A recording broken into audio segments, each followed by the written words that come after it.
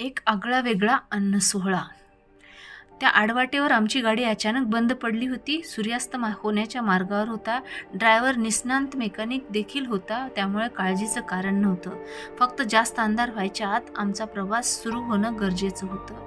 दूरवर नजर टाकली तेव्हा एक टपरीवजा छोटंसं हॉटेल आम्हाला दिसलं. बुडत्याला काडीचा आधार, तसं उपासमार होणार नाही इतपत समाधान मला होते. ड्रायव्हरला सांगून मी आणि माझे 2 सहकारी टपरीच्या दिशेने चालायला लागलो. टपरीवर पोहोचल्यावर वेगळंच दृश्य पाहायला मिळाले. 2-4 टेबल आणि बाकडी लावलेली होती. त्यावर बसून गावातली माणसं डाळभात खात होती. त्यांच्या पोशाखावरून त्यांच्या कष्टकरी आयुष्याचा अंदाज येत होता. वाढलेला डाळभात खाऊन पत्रवाळी उचलून रस्त्यालगत ठेवलेल्या मोठ्या डब्यात टाकून ती मंडळी टपरी बाहेर पडत होती. सगळं कसं शिस्तबद्ध पद्धतीने सुरू होतं ते बघून मला आश्चर्य वाटलं.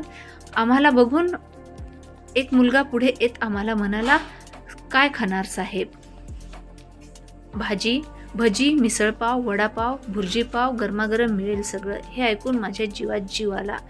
साहेब, तुम्ही इथे टेबल खुर्ची ठेवली आहे, तिथे जाऊन बसा."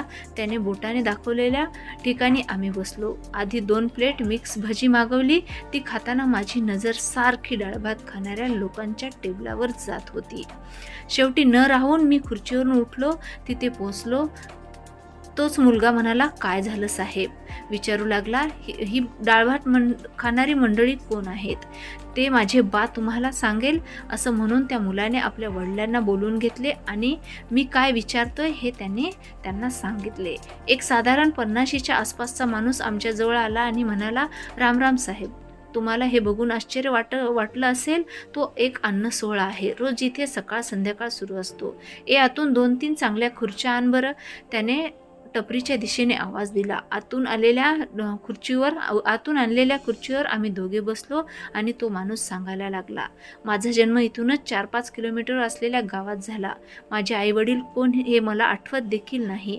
उघड्यावर जगायचो. कोणी 4 घास दिले तर खायचो, नाही तर पाणी पिऊन दिवस काढायचो. माझा बा ह्या टपरीवर कोणीतरी हाताशी पाहिजे होतं. त्याने मला गावातून उचलून आणलं. त्या दिवसापासून तो माझा बा झाला. पडेल ते काम मी करायचो. पुढे किचनचं काम शिकून घेतले. माझ्या हाताला चव होती. सुरुवातीला फक्त भजी आणि चहा विकणारा आबा, नंतर मिसळपाव, वडापाव, भुर्जीपाव, नेसकॅफे ठेवायला लागला. इथे आपणास खाणीत आणि उसाच्या मळ्यात काम करणारे पुष्कळ कामगार आणि ट्रॅक्टरवाले इथे खायला येऊ लागले. टपरी 24 तास उघडी असायची. बाला नंतर चांगले दिवस आले. माझं लग्न लावून दिलं बाने खूप गरिबी आणि उपासमारी बघितली. चांगले दिवस आल्यावर त्याने हा अन्न सोहळा सुरू केला. रोज सकाळी आणि संध्याकाळी इथे गरिबांना डाळ भात आणि लोणचं देत होतो आम्ही खायला. त्याचे पैसे घ्यायचे नाहीत असं बाने मला शिकवलं. आपल्यातले 4 घास उपाशी माणसाला द्यावे हे बा शिकवून गेला. असं केल्याने आपण काही मरत नाही, पण दुसऱ्याला जगण्याची ताकद मिळते असं समजून सांगायचा मला तो आजारी झाल्यावर माझ्याकडून वचन घेतले आणि हा अन्न सोहळा पुढे चालू ठेवायचा.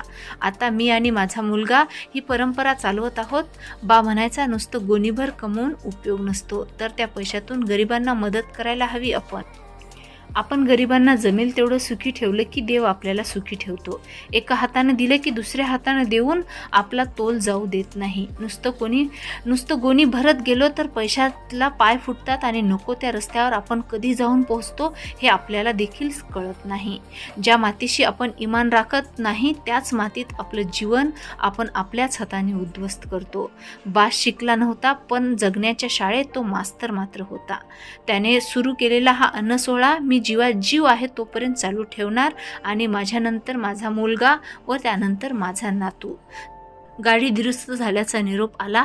त्या माणसाला निरोप घ्यायची वेळ आली. पाकिटातून हातात लागल्या तेवढ्या नोटा मी काढून त्याच्या हातावर ठेवल्या. "साहेब, हे काय? अरे, माझ्याकडून छोटीशी भेट तुझ्या अन्न सोहळ्याला. आज तू मला काहीतरी चांगलं शिकवून गेलास."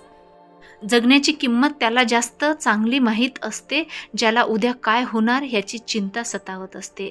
हा सोहळा तुझ्या हातून अखंड सुरू राहो हीच देवाजवळ प्रार्थना मी दररोज करीन.